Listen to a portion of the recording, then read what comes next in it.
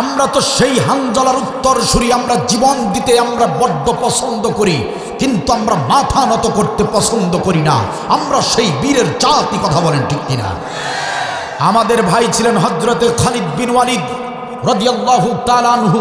ইয়ারমুকের যুদ্ধে গিয়েছেন। মুসলমানের সংখ্যা ৩৬,০০০, কাফেরদের সংখ্যা হচ্ছে ৩,৪০,০০০। হযরতে খালিদ বিন ওয়ালিদ কাফেরদের সঙ্গে লড়াই করছেন। লড়াই করে করে কাফেরদেরকে এমনভাবে কতল করেছেন যে জিহাদের ময়দানে কাফেরদের লাশের স্তূপ হয়ে গিয়েছিল। সেই লাশের স্তূপের উপর দাঁড়িয়ে তিনি যুদ্ধ করেছেন। হযরতে খালিদের হাতের একটি দুইটি নয়, ৮টি তরবারি ভেঙে ফেলেছেন, তবুও কাফেরদেরকে ছাড় দেন নাই। কাফেরদেরকে কতল করে করে দ্বীনের বিজয় ছিনিয়ে এনেছেন। আমরা সেই খালিদ বিন ওয়ালিদের উত্তরসূরি, কথা বলেন ঠিক কিনা? আমাদের ভাই ছিলেন হযরতে জাফর বিন আবু তালিব। তিনি জানতেন আজকের জিহাদের ময়দানে যাওয়ার অর্থ হলো নির্ঘাত শহীদ হয়ে যাওয়া। কারণ জিহাদের ময়দানের সেনাপতি লাগে একজন, নবী ঘোষণা করেছেন ৩ জন। সবাই বুঝে গিয়েছেন এই জিহাদের ময়দানে যাবার অর্থ হলো জাফর বিন আবু তালিব শহীদ হয়ে যাবে। জাফর বিন আবু তালিব তবুও ভয় পান নাই, কুণ্ঠিত বোধ করেন নাই, জেনে শুনেই জিহাদের ময়দানে গিয়েছেন। কাফেরদের সঙ্গে লড়াই করেছেন। কাফেররা জাফর বিন আবু তালিবের হাত কেটে ফেলেছে, পা কেটে ফেলেছে।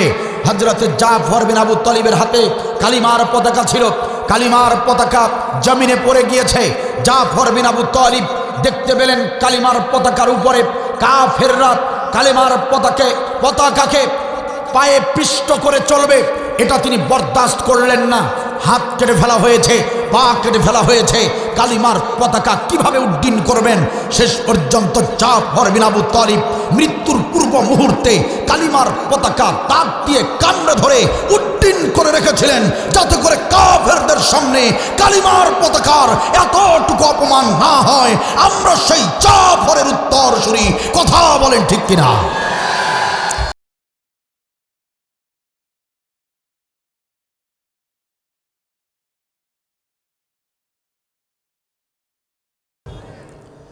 আজকের তাফসীর মাহফিলের সম্মানিত সুযোগ্য মান্যবর প্রধান অতিথি, সাবেক সভাপতি রংপুর জেলা BNP, sound system decoration multimedia, projector monitor YouTube চ্যানেলের সম্মানিত দায়িত্বশীল ভাইরা, এবং এই সাউন্ড সিস্টেম থেকে আমার আওয়াজ, আমার কণ্ঠ যতদূর ধ্বনিত প্রতিধ্বনিত হচ্ছে, আপনারা যারা শুনতে পাচ্ছেন, আমি সবাইকে আমার অন্তরের অন্তরস্থল থেকে জানাচ্ছি আন্তরিক শুভেচ্ছা, মুবারকবাদ। আসুন আল্লাহ তাআলার শানে শুকরিয়া আদায় করি। আল্লাহ রাব্বুল আলামিন মেহেরবানি করেছেন বলে, করুণা করেছেন বলে, দয়া করেছেন বলে মাজলিসুল ইলম হিয়া রওজাতুম মিন রিয়াদিল জান্নাহ, জান্নাতের বাগান তথা কোরআনের এই বৈঠকে আমরা উপস্থিত হতে পেরেছি, ঠিক কিনা বলেন? যে মহান মনিব আজকের এই দিনটাতে ৭০ বার রহমতের নজরে তাকিয়ে আমাদেরকে এই কোরআনের জন্য কবুল করলেন, সেই মহান মালিকের শানে আমরা শুকরিয়া আদায় করছি। প্রাণ উজাড় করে, হৃদয় উজাড় করে, বিনয়ের সঙ্গে, কণ্ঠের সঙ্গে কণ্ঠ মিলিয়ে সবাই বলছি আলহামদুলিল্লাহ। দরুদ আর সালাম সৈয়দুল মুরসালিন খাতামুন নবিয়্যিন রাহমাতাল লিল আলামিন জনাবে মুহাম্মাদুর রাসূলুল্লাহ সাল্লাল্লাহু আলাইহি ওয়াসাল্লামের শানে। সম্মানিত সুপ্রিয় দ্বীনী ভাইরা, আমি সাধারণত কোরআনের মাহফিলগুলোতে ভূমিকা ছাড়াই কথা বলি। ইনশাআল্লাহ তাআলা আজকেও তার ব্যতিক্রম হবে না। আমি কোরআনুল কারীমের যে নির্দিষ্ট একটি আয়াত আপনাদের সামনে শুরুতে তিলাওয়াত করেছি, সেই আয়াতকে সামনে রেখে বিশ্বের প্রসিদ্ধ তাফসীর গ্রন্থগুলো থেকে বিভিন্ন মুফাসসিরদের দেয়া বিবৃতি, রেফারেন্স, বর্ণনা, ব্যাখ্যা, বিশ্লেষণ আমি আমার মতো করে সহজ ভাষায় সংক্ষিপ্ত আকারে আপনাদের সামনে পেশ করার চেষ্টা করব ইনশাআল্লাহ তাআলা। আশা করছি, কামনা করছি আজকের এই সংক্ষিপ্ত আলোচনা যদি মনোযোগ দিয়ে শুনতে পারেন, অনুধাবনের সঙ্গে বুঝতে পারেন, মানার যদি চেষ্টা করেন, ওয়াল্লাহি আল্লাহ নামের কসম করে বলছি, আজকের এই সংক্ষিপ্ত আলোচনা আমাদের সকলের নাজাতের ওসিলা হয়ে যাবে ইনশাআল্লাহ। এজন্য মনোযোগ দিয়ে কথাগুলো শুনতে হবে, নড়াচড়া বন্ধ করতে হবে, যারা দাঁড়িয়ে আছেন বসে যেতে হবে, সাউন্ড করা যাবে না। খুব অল্প সময় কথা বলবো, খুব অল্প সময় কথা বলবো ইনশাআল্লাহ তাআলা, খুব অল্প সময় কথা বলবো। যারা দাঁড়িয়ে আছেন, যুবক ভাইরা, তরুণ ভাইরা, বসতে হবে, আর যদি বসতে কষ্ট হয় তাহলে মাহফিল ছেড়ে অন্য কোথাও যেতে হবে। কোরআনের আদব রক্ষা করুন, কোরআনের সঙ্গে বেয়াদবি করবেন না। বসে যান, বসে যান, বিনয়ের সঙ্গে বলছি বসে যান। সম্মানিত সুপ্রিয় দিনী ভাইরা, আমার দিকে লক্ষ্য করেন। আমি কোরআনুল কারীমের 114টি সূরার ভেতর থেকে অতীব গুরুত্বপূর্ণ, বিশেষ মর্যাদাপূর্ণ অন্যতম একটি সূরা, কোরআনুল কারীমের 3 নম্বর সূরা, সূরা ইমরান। কি হয়েছে ওখানে? সমস্যা কি? কিসের কথা হচ্ছে? হুজুর বসে যান, সাবধান। কোরআনুল কারীমের 3 নম্বর সূরা, সূরা ইমরান নাজিল হয়েছে মদিনায়। 142 নম্বর আয়াত। আমি আবার বলছি, মুখস্থ করেন, প্রশ্ন করলে জবাব দিবেন। 3 নম্বর সূরা ইমরান নাজিল হয়েছে মদিনায়, 142 নম্বর আয়াত। আমি শুরুতেই আপনাদের সামনে তিলাওয়াত করেছি। আপনারা জেনে খুশি হবেন, কোরআনুল কারীমের এই সূরা ইমরান অন্যান্য সূরার মতো সাধারণ কোনো সূরা নয়। এই সূরাটির গুরুত্ব, ফজিলত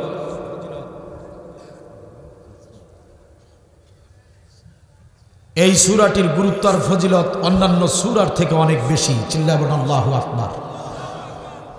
রাসূলুল্লাহ সাল্লাল্লাহু আলাইহি ওয়াসাল্লাম বলেছেন, কোরআনুল কারীমের 2টি সূরাকে আল্লাহ তাআলা নূর হিসেবে ঘোষণা করেছেন। সুবহানাল্লাহ বলবেন না?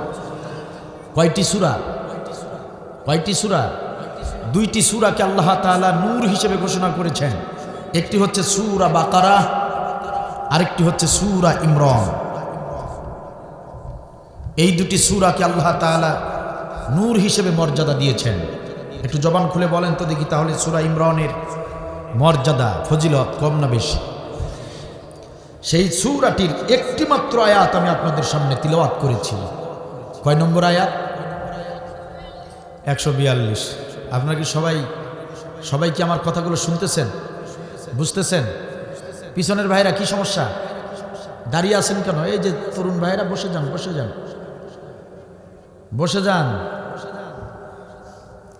142 নম্বর আয়াত। একটু সবাই জবান খুলে বলেন তো, কয় নম্বর আয়াত? এগুলো কি হলো জবান? বলেন তো দেখি। বীরের মতো কথা বলবেন, বীরের মতো জবাব দিবেন। আমরা তো বীরের জাতি, আমরা তো বিড়ালের জাতি নই যে মিউ মিউ করব। আমরা তো কাপুরুষ নই, আমরা বীরের জাতি।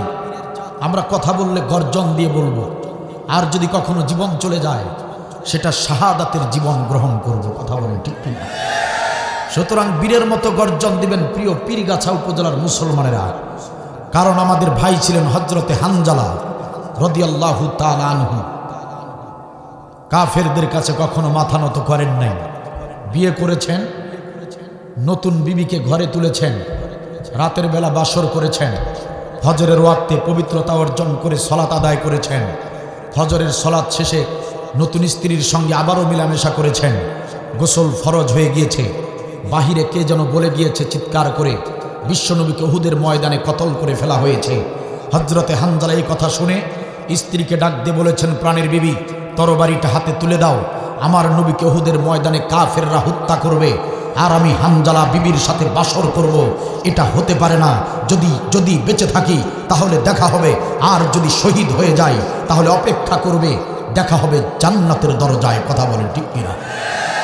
আমরা তো সেই হানজালার উত্তরসূরি। আমরা জীবন দিতে আমরা বড্ড পছন্দ করি, কিন্তু আমরা মাথা নত করতে পছন্দ করি না। আমরা সেই বীরের জাতি। কথা বলেন ঠিক কিনা? আমাদের ভাই ছিলেন হযরতে খালিদ বিন ওয়ালিদ রাদিয়াল্লাহু তাআলা আনহু। ইয়ারমুকের যুদ্ধে গিয়েছেন। মুসলমানের সংখ্যা 36,000, কাফেরদের সংখ্যা হচ্ছে 3,40,000। হযরতে খালিদ বিন ওয়ালিদ কাফেরদের সঙ্গে লড়াই করছেন। লড়াই করে করে কাফেরদেরকে এমনভাবে কতল করেছেন যে জিহাদের ময়দানে কাফেরদের লাশের স্তূপ হয়ে গিয়েছিল। সেই লাশের স্তূপের উপর দাঁড়িয়ে তিনি যুদ্ধ করেছেন। হযরতে খালিদের হাতের 1টি 2টি নয়, 8টি তরবারি ভেঙে ফেলেছেন। তবুও কাফেরদেরকে ছাড় দেন নাই। কাফেরদেরকে কতল করে করে দ্বীনের বিজয় ছিনিয়ে এনেছেন। আমরা সেই খালিদ বিন ওয়ালিদের উত্তরসূরি। কথা বলেন ঠিক কিনা? আমাদের ভাই ছিলেন হযরতে জাফর বিন আবু তালিব। তিনি জানতেন আজকের জিহাদের ময়দানে যাওয়ার অর্থ হলো নির্ঘাত শহীদ হয়ে যাওয়া। কারণ জিহাদের ময়দানের সেনাপতি লাগে একজন, নবী ঘোষণা করেছেন 3 জন। সবাই বুঝে গিয়েছেন এই জিহাদের ময়দানে যাবার অর্থ হলো জাফর বিন আবু তালিব শহীদ হয়ে যাবে। জাফর বিন আবু তালিব তবুও ভয় পান নাই, কুণ্ঠিত বোধ করেন নাই, জেনে শুনেই জিহাদের ময়দানে গিয়েছেন, কাফেরদের সঙ্গে লড়াই করেছেন। কাফেররা জাফর বিন আবু তালিবের হাত কেটে ফেলেছে, পা কেটে ফেলেছে। হযরতে জাফর বিন আবু তালিবের হাতে কালিমার পতাকা ছিল, কালিমার পতাকা জমিনে পড়ে গিয়েছে। জাফর বিন আবু তালিব দেখতে পেলেন কালিমার পতাকার উপরে কাফেররা কালিমার পতাকাকে পায়ে পিষ্ট করে চলবে, এটা তিনি বরদাস্ত করলেন না। হাত কেটে ফেলা হয়েছে, পা কেটে ফেলা হয়েছে, কালিমার পতাকা কিভাবে উড্ডীন করবেন?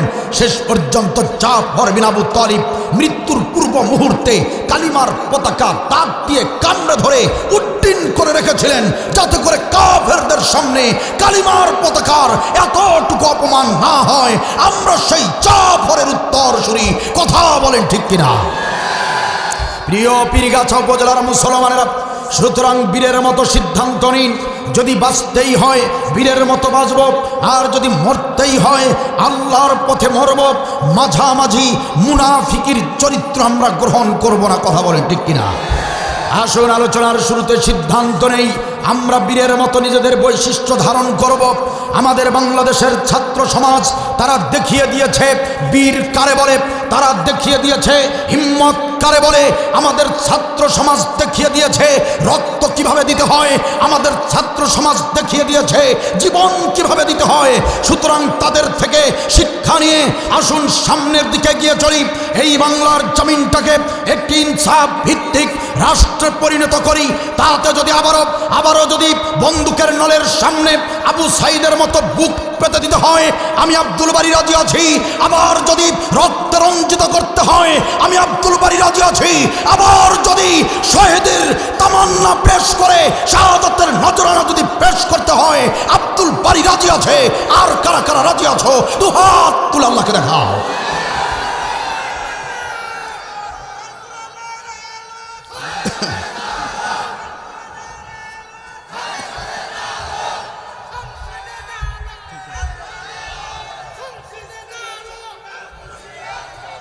মাশাআল্লাহ, মাশাআল্লাহ, জাযাকাল্লাহ। আমার দিকে লক্ষ্য কর, 142 নম্বর আয়াত। ক্ষমা করবেন, আমার আলোচনায় কোনো মধু নাই, জাদু নাই, ফান নাই, কমেডি নাই, হাসাহাসি নাই। আমি মনে করি কোরআনের মঞ্চগুলো বিনোদনের জায়গা নয়। কোরআনের মঞ্চে কোনো বিনোদন হবে না। আব্দুল বারীর আলোচনা সবার ভালো লাগবে না, লাগতে পারে না। কোরআনের হক কথা সবার ভালো লাগবে না, লাগতে পারে না। যারা ঈমানদার তাদের ভালো লাগবে, তাদের ঈমান মজবুত হয়ে যাবে ইনশাআল্লাহ। আর যাদের অন্তরে মুনাফিকি রয়েছে তাদের কলিজা জ্বলে পুড়ে ছারখার হয়ে যেতে পারে। আর যদি তওবা করার সিদ্ধান্ত থাকে কারো, সংশোধনের ইচ্ছা যাদের আছে, তাদের জন্য আজকের আলোচনা কাজে লেগে যাবে ইনশাআল্লাহ। এজন্য আমার দিকে তাকান, আল্লাহ তাআলা কি বলছেন শোনেন। কথা বলা যাবে না, আমার দিকে তাকান। যারা দাঁড়িয়ে আছেন বসে যান, আমার দিকে তাকান। আল্লাহ তাআলা কি বলছেন শোনেন।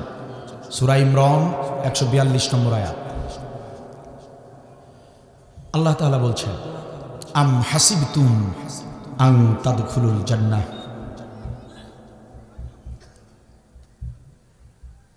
আম হাসিবতুম আন তাদখুলুল জান্নাহ। গোলামেরা, তোমরা কি মনে করেছ এমনি এমনিতেই জান্নাতে প্রবেশ করবা? ও আমার গোলামেরা, তোমরা কি ভেবে নিয়েছ যে জান্নাতটা এতই সস্তা যে চাইলেই পেয়ে যাবা? আল্লাহ তাআলা কি অনুভূতি নিয়ে, কি দৃষ্টিভঙ্গি দিয়ে এই আয়াতের ভিতরে কথাগুলো বলেছেন সেটা বোঝার চেষ্টা করবেন।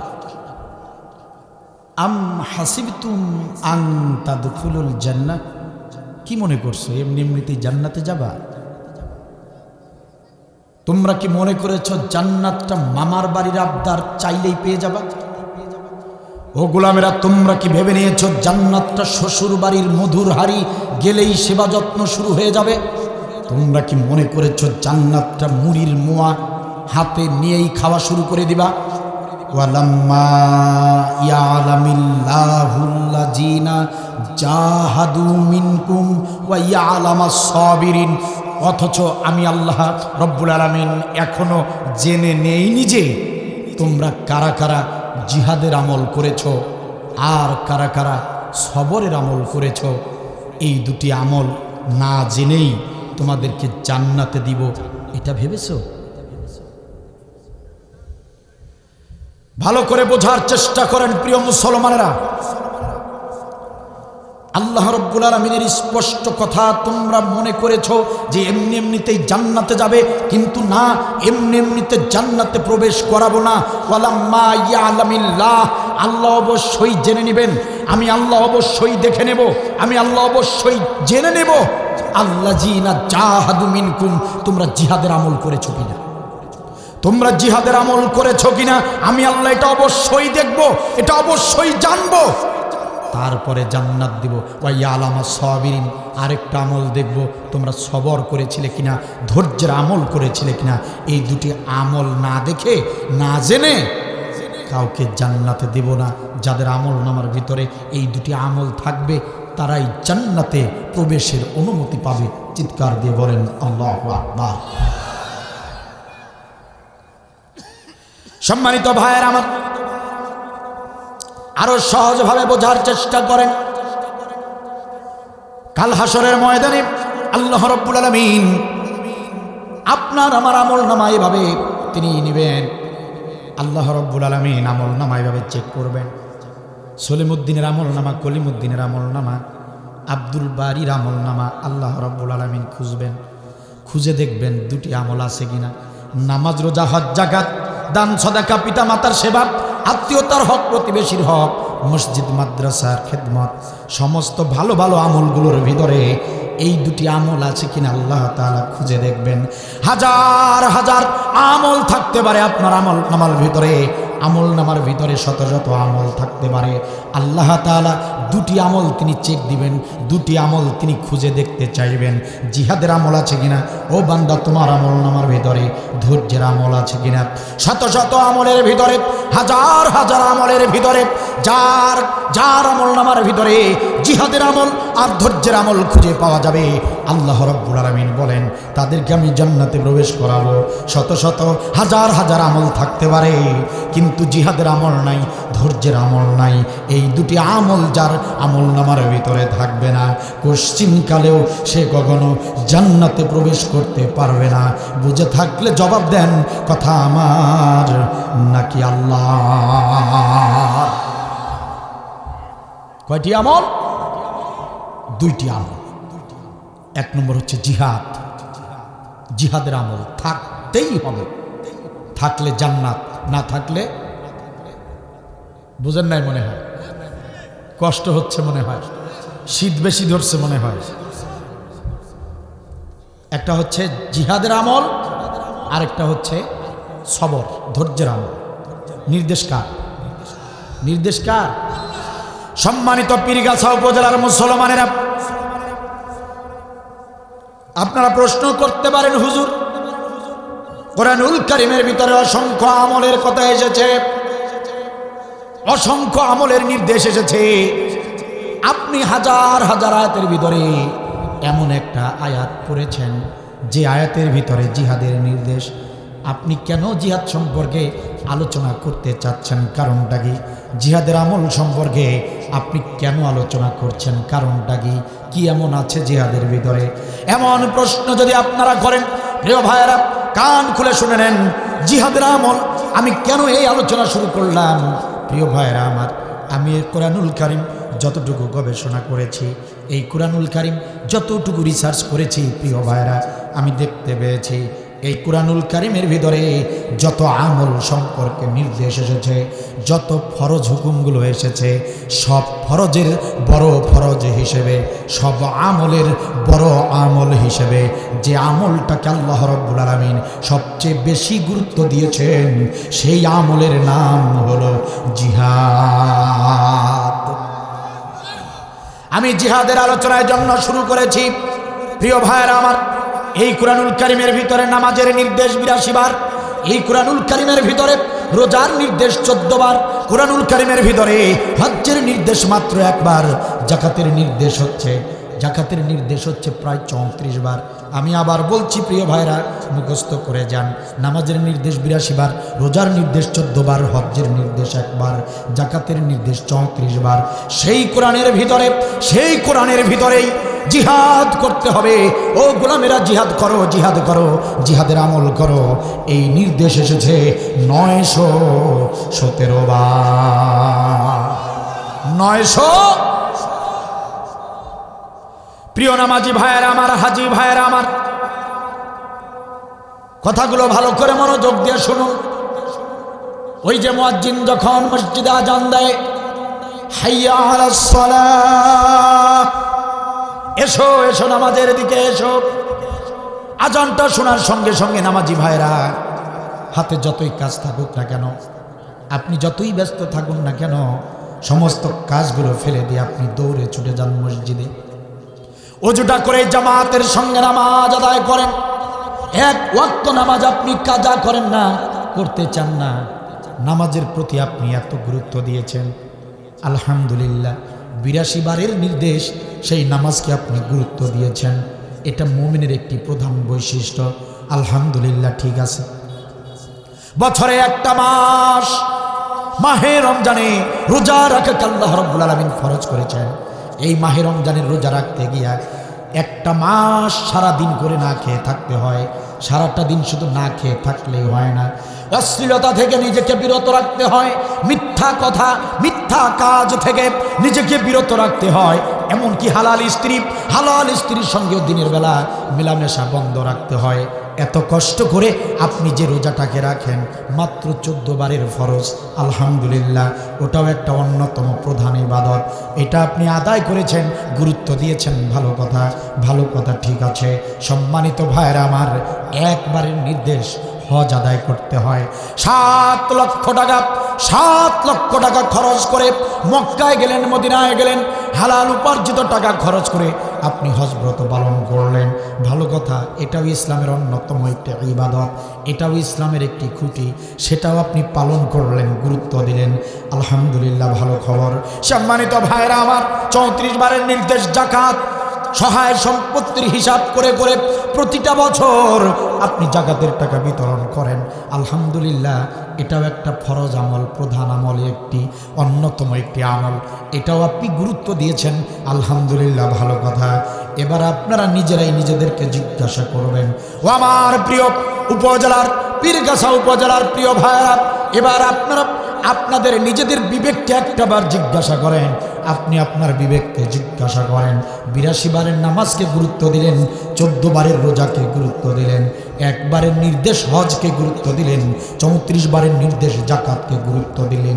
অথচ সেই কোরআনের ভিতরেই 917 বারের নির্দেশ, 917 বারের নির্দেশ, 917 বারের নির্দেশ, জিহাদ, জিহাদ, জিহাদ, জিহাদ করো গোলাম, জিহাদ করো গোলাম, দিন কায়েমের লক্ষ্যে জিহাদ করো, জিহাদ করো, আয়াতে আয়াতে জিহাদ, পরতে পরতে জিহাদ, পাতায় পাতায় জিহাদ, পৃষ্ঠায় পৃষ্ঠায় জিহাদ, বারবার জিহাদের নির্দেশ আল্লাহ তাআলা দিলেন। সেই 917 বারের জিহাদ আপনি গুরুত্ব দিলেন না, সেই আমলটাকে আপনি অবহেলা করলেন, সেই আমলটা আপনি অস্বীকার করলেন, সেই আমলটা আপনি নিজেও করলেন না। সেই জিহাদের আমল যারা করলো তাদের বিরোধিতা করলেন, সেই জিহাদের আমল যারা করলো তাদের নামের লিস্ট করে করে জালিম সরকারের আমলে থানায় জমা দিলেন, সেই জিহাদের আমল নিজেও করলেন না। জিহাদের আমল যারা করলো তাদের বিরুদ্ধে মিথ্যা সাক্ষী দিলেন, সেই জিহাদের আমল যারা করলো নিজেও করলেন না, তাদের বিরুদ্ধে মিথ্যা মিথ্যা সাক্ষী দিয়ে ফাঁসিতে ঝুলাইয়া দিলেন, নিজেও জিহাদের আমল করলেন না, যারা করে তাদেরকে আপনার পছন্দ হলো না। এবার আপনারা নিজেরাই নিজের বিবেককে জিজ্ঞাসা করেন, 917 বারের নির্দেশ জিহাদের আমলটা বাদ দিয়া সেটাকে অবহেলা করে আপনারা জান্নাতে যাবেন নাকি জাহান্নামে যাবেন, আপনার বিবেক বলে দিবে।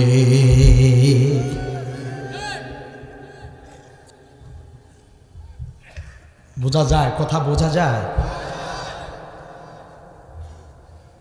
জিজ্ঞেস করেন, বিবেককে জিজ্ঞেস করেন। করছেন? জিজ্ঞেস করছেন?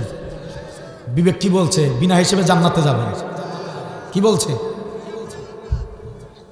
বিবেক বলেছে, মিয়া নামাজ, রোজা, হজ, যাকাত সবগুলোকে গুরুত্ব দিয়া 917 বারের জিহাদের আমলটাকে অবহেলা করে, বিরোধিতা করে কখনোই জান্নাতে যেতে পারবা না, বরং সব আমল একত্র করে টোপলা বেঁধেই জাহান্নামে যেতে হবে। কথা বলেন ঠিক না বেঠিক? সূরা মুহাম্মদ খুলবেন, সূরা মুহাম্মদের 1 নম্বর আয়াত, সূরা মুহাম্মদের 1 নম্বর আয়াত, ওয়াসাদ্দু আন সাবিলিল্লাহি আদাল্লা আমালাহুম, ওয়াসাদ্দু আন সাবিলিল্লাহি আদাল্লা আমালাহুম। আল্লাহ বলছেন, কি বলছেন? সাদ্দু আন সাবিলিল্লাহ, দিন কায়েমের পথে যারা বাধা দেয়, দিন কায়েমের পথে যারা বিরোধিতা করে, আদাল্লা আমালাহুম, আমি তাদের সমস্ত আমল ধ্বংস করে দেই। নাউজুবিল্লাহ। কথা কার? আল্লাহর কথার হেরফের আছে, নড়াচড়া আছে, 19-20 আছে, কোরআনের ভেজাল আছে, নির্ভেজাল কথা, স্পষ্ট কথা। জিহাদের আমলের বিরোধিতা করলে সব আমল কথা কার?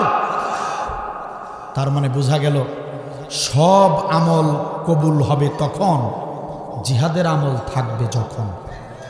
জিহাদের আমল নাই, কোন আমলে আল্লাহর দরবারে কবুল হবে না। কথা বলেন ঠিক কিনা? সুতরাং সেই জিহাদের আমল করতে হবে। নির্দেশ কার? আওয়াজ দিয়ে বলেন, নির্দেশ কার? সম্মানিত ভাইয়ের আমার, আমার দেশের জাতির এই লোকেরা, আমার দেশের মুসলমান ভাইয়েরা নামাজকে যতটুকু গুরুত্ব দিয়েছে, রোজাকে যতটুকু গুরুত্ব দিয়েছে, দান সদাকা, মসজিদ মাদ্রাসার খেদমত, এই আমলগুলোকে যতটুকু গুরুত্ব দিয়েছে, আমার জাতির এই লোকেরা জিহাদের আমলটাকে ততটুকু যদি গুরুত্ব দিত, এই বাংলার জমিনে কোনো কালে জালিম সরকার ক্ষমতায় আসতে পারত না। আমার দেশের চাচা মিয়া নামাজি, আমার দেশের হাজি চাচা মিয়া নামাজি হাজি যারা আছেন, আল্লাহ আপনাদের সম্মান বাড়িয়ে দিক। আপনাদের কথা বলছি না, আপনাদের মধ্যে এমন কিছু হাজি আছে তাদের কথা বলতেছি, আপনাদের ভিতরে এমন কিছু নামাজি আছে তাদের কথা বলতেছি। শোনেন, নামাজ পড়ে পড়ে কপালে কালো দাগ ফেলেছে, সাজদায় পড়লে সাজদা থেকে মাথা তুলতে চায় না, মাঝে মাঝে তাহাজ্জুদের সাজদায় গিয়ে কান্নাকাটি করে। এত পরহেজগার নামাজি আমাদের দেশে, একবারের জায়গায় 3 বার হজ করেছে, এরকম কত হাজি আমাদের দেশে, এত দিনদার পরহেজগার। নামাজের বেলায় রুকুর সময় রুকু করে, আল্লাহর বিধান মতো সিজদার সময় সিজদা করে, নামাজের বিধিবিধানের এতটুকু নড়াচড়া করে না। ইমাম সাহেবেও যদি আল্লাহর বিধানের বাইরে কোনো কিছু করতে চায়, পিছন থেকেই নামাজিরা হাজিরা প্রতিবাদ জানায়, লোকমা দেয়, হুজুর নামাজ ঠিক করেন। নামাজ, রোজা, হজ, যাকাতের বেলায় এতটাই গুরুত্ব দিয়েছে, আল্লাহর হুকুমের বাহিরে তারা কোনো ধরনের কোনো আমল করে না। সব জায়গায় আল্লাহর বিধান মতো চলে। ছেলে মেয়েদেরকে যখন বিয়ে শাদী দেয়, আল্লাহর বিধান মতোই দেয়। জানাজার নামাজে গিয়ে যখন দাঁড়ায়, আল্লাহর বিধান মতোই জানাজার নামাজটা পড়ে। কিন্তু নির্বাচন যখন এসে যায়, যখন রাষ্ট্র গঠনের সুযোগ এসে যায়, যখন নেতৃত্ব বাছাইয়ের সময় এসে যায়, কালো দাগ ফেলা কপালে ওই নামাজি চাচা মিয়া 3 বার 4 বার 5 বার হজ করা ওই হাজি সাহেব, আমার দেশের ওই নামাজিরা, ওই হাজিরা নির্বাচনের সময় আসলে আল্লাহর কথার স্মরণ থাকে না, নবীর কথা স্মরণ থাকে না, আল্লাহর বিধানের কথা স্মরণ থাকে না। সব কাজ আল্লাহর বিধান মতো করলেও নির্বাচনের সময় নেতা বাছাইয়ের বেলায় আল্লাহর হুকুম মানে না। আল্লাহর হুকুমকে বৃদ্ধাঙ্গুলি দেখিয়ে আল্লাহর রসুলকে তোয়াক্কা না করে এলাকার সবচেয়ে খারাপ লোকটা, এলাকার সবচেয়ে বড় দুর্নীতিবাজ, এলাকার সবচেয়ে চরিত্রহীন, এলাকার সবচেয়ে বড় মদারু, এলাকার সবচেয়ে বড় তাসারু, এলাকার সবচেয়ে বড় জুয়ারু, এলাকার সবচেয়ে খারাপ লোকটাকে সাপোর্ট দিয়া ওই সংসদে পাঠিয়ে দেয়। যেই কারণে এই জাতির কপালে প্রতিটা বাড়ি জালিমরা ক্ষমতায় বসে যায়। এই জাতির লোকেরা যদি কোরআনের কাছে না আসে, এই জাতির লোকেরা নির্বাচনের সময়, নেতৃত্ব বাছাইয়ের সময় যদি দিন কায়েমের কথা না ভাবে, নেতৃত্ব বাছাইয়ের সময় কোরআনের বিধান যদি না মানে, আল্লাহর কসম করে বলে গেলাম প্রিয় ভাইরা, যদি এই জাতির লোকেরা অতীতের মতো আবারও ভুল করে, তাহলে আল্লাহর কসম করে বলে গেলাম যে জালিমরা পালিয়েছে তাদের থেকেও 100 গুণ বড় জালিম বাংলার জমিনে ক্ষমতায় আসবে, বাঁচার উপায় থাকবে না। আল্লাহ বলেন জিহাদ, ইনসাফ ভিত্তিক রাষ্ট্র তৈরি করতে জিহাদের আমল করো, জিহাদ করো। প্রিয় ভাইয়েরা আমার, আমি এখানে হাসিনার কিচ্ছা কাহিনী বলতে আসি নাই। হাসিনার কিচ্ছা কাহিনী শুনতে যারা এসেছেন অন্য মাঠে লাইন ধরেন। কোরআনের প্রচার প্রসারের সুযোগ এসেছে, কোরআনের মৌলিক কিছু কথা শুনে আমল করার চেষ্টা করেন, কাজে লেগে যাবে। হাসিনাই শুধু জালিম না, আপনি আমরা নিজেরাও অনেক বড় জালিম। কোন জালিমের বিরুদ্ধে বলবো? আপনি আমি যদি সচেতন থাকতাম, আপনি আমি যদি দেশপ্রেমিক হতাম, আপনি আমি যদি কোরআনের বিধান মানতাম, তাহলে ওই জালিমরা তো ক্ষমতায় আসতে পারতো না। ওই জালিমদেরকে আপনি আমি সহযোগিতা করে জুলুম করার সুযোগ দিয়েছিলাম। কোন জালিমের কথা বলবো প্রিয় ভাইরা? তাদের হিসাবটা তারা দিবে আল্লাহর কাছে, আইনের কাছে, পরকালে আল্লাহর কাছে। আগে আসুন না নিজেদের হিসাবগুলো বরাবর করি। আসেন না নিজেদের চরিত্রটা একবার ঘেটে ঘেটে দেখি। জুলুম আসে না নাই? আমরা নিজেরাই নিজেদের উপর জুলুম করেছি, আমরা নিজেরাই নিজেদের উপর জুলুম করেছি। তা না হলে কোরআনের সবচেয়ে বড় আমল আপনারা জেনলে আশ্চর্য হবেন, যেখানে জিহাদের কথা এসেছে সেখানে আল্লাহ তাআলা বলেছেন জাহান্নামের আগুন হারাম।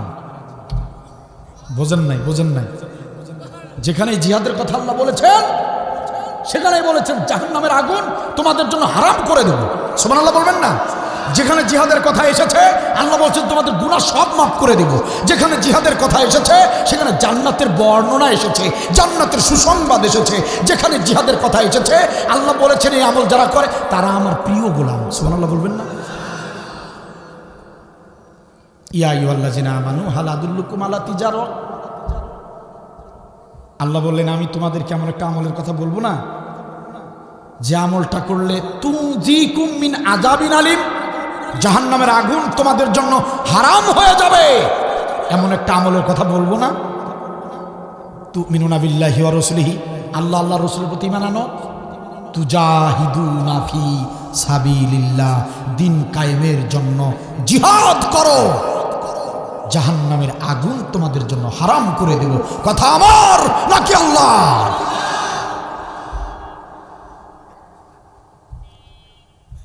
ইয়াগফির লাকুম যুনুবাকুম, আল্লাহ বলছেন গুনাহ মাফ করে দেব।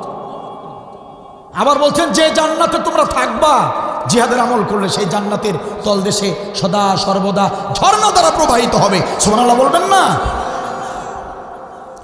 আল্লাহ রাব্বুল আলামিন আরেক জায়গায় বললেন ইন্নাল্লাহা ইউহিব্বুল্লাযীনা ইউকাতিলুনা ফি সাবিলিহি সাফফান কান্নাহুম বুনিয়ানুম মারসুস।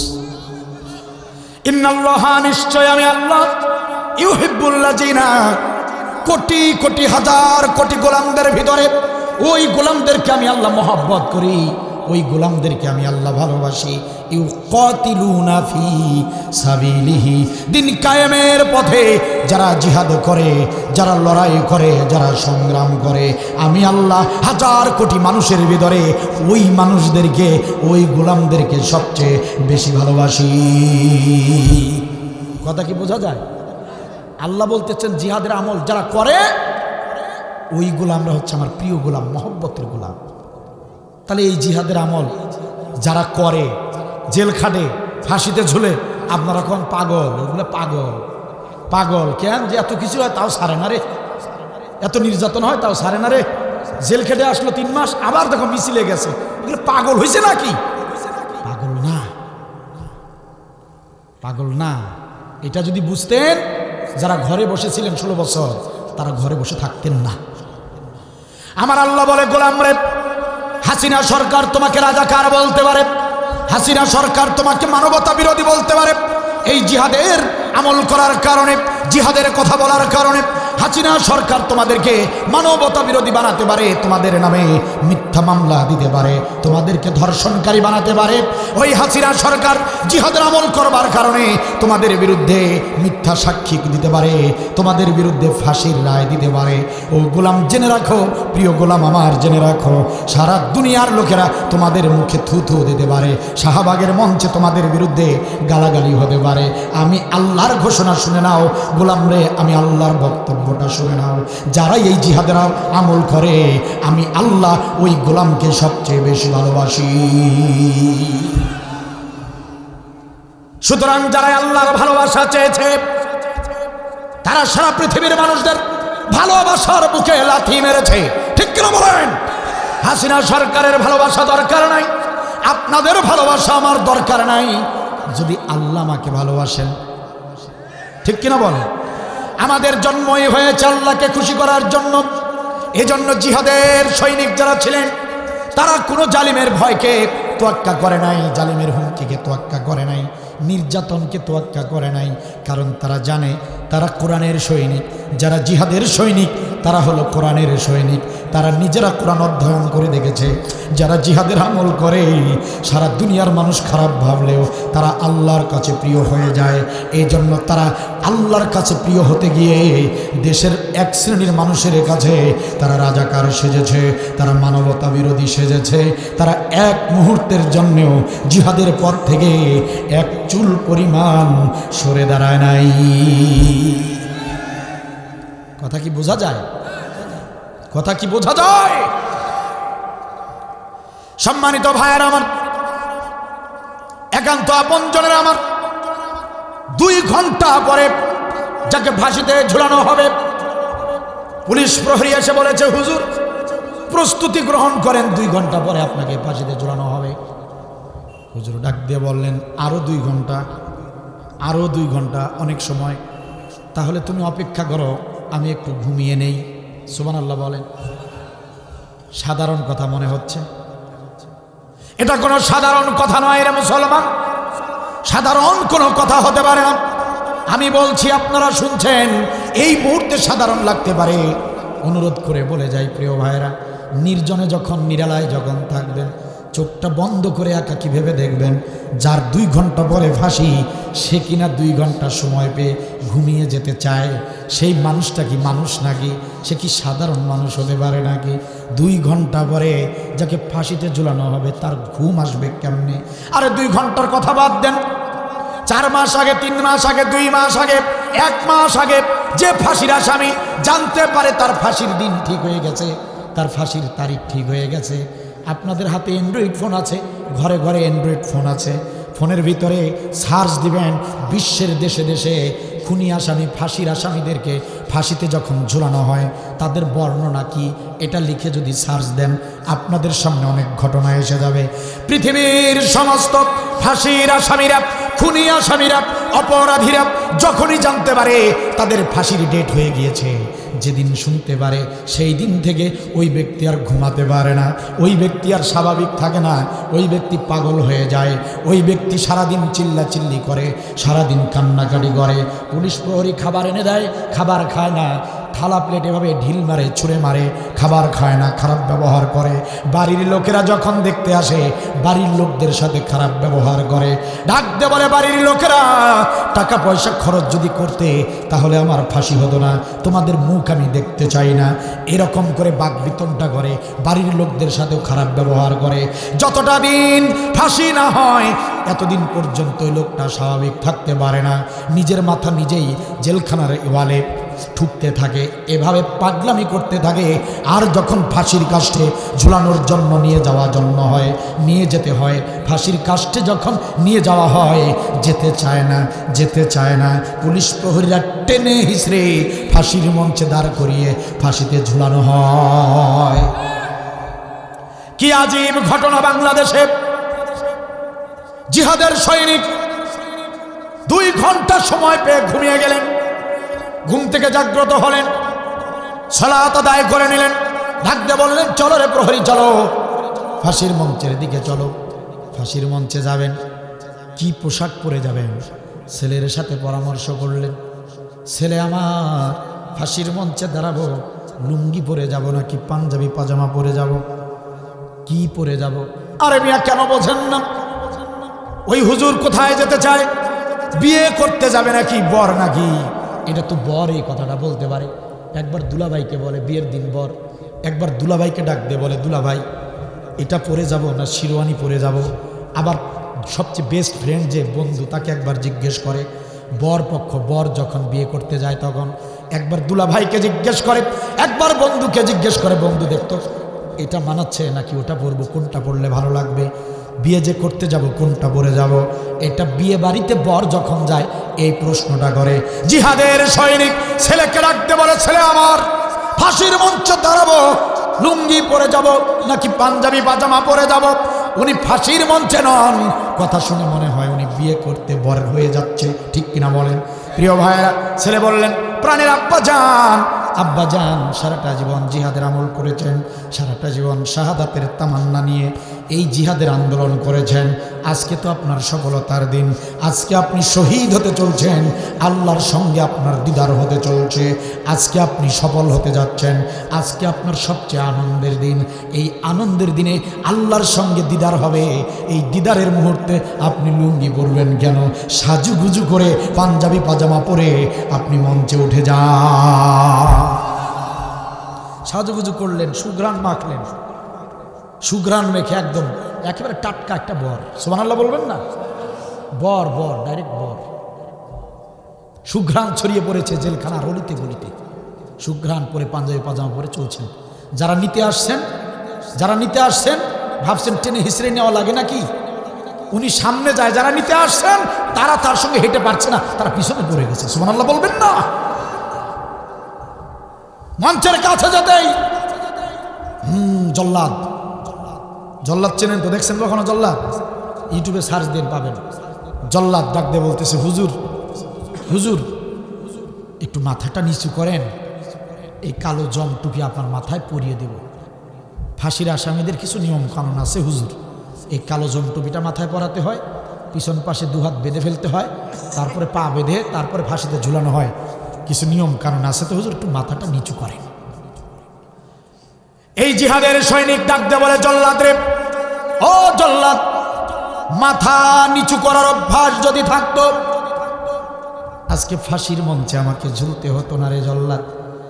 না রে না, মাথা নিচু করবো না, বরং তোমার হাতের জমটুবি আমাকে দিয়ে দাও। এ কথা বলে হুজুর কি করলেন? জল্লাদের হাত থেকে কালো জমটুবি নিজে নিয়ে নিজেই নিজের মাথায় পরিয়ে ব্যাস প্রহরীর সঙ্গে জল্লাদের সঙ্গে ফাঁসির মঞ্চে উঠে দাঁড়ালেন। কালেমা পড়ে পড়ে, কালেমা পড়ে পড়ে, ইস্তেগফার পড়ে পড়ে, হাসতে হাসতে আল্লাহর দিদারে চলে গেলেন। শাহাদাতের অমিয় পেয়ালা পান করলেন। একটা মুহূর্তের জন্যেও পৃথিবীর কোনো এক গোষ্ঠীর কাছে, কোনো জালিমের কাছে মাথা নত করে নাই। ব্যাখ্যা কি?